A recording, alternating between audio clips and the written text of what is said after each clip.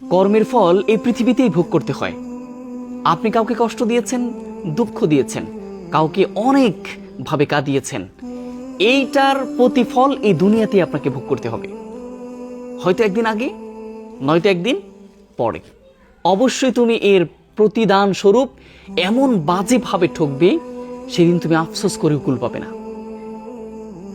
আল্লাহ তাআলা সবকিছুই ক্ষমা করেন, কিন্তু মানুষকে দুঃখ দেওয়া, মানুষের সাথে প্রতারণা করা, মানুষের সাথে বিশ্বাসঘাতকতা করা, এটি কখনোই আল্লাহ তাআলা সহ্য করেন না।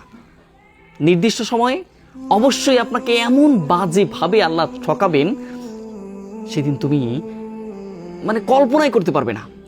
আর আল্লাহ তো বলেছে না, কিয়ামতের ময়দানে আমি তার চাইতে বেশি তাকে আযাবের মধ্যে নিমজ্জিত করব, আমি তার সোজাসুজি জাহান্নামের মধ্যে নিমজ্জিত করব। তাহলে সেদিন আর কোনো পার পাবেন না। সাবধান।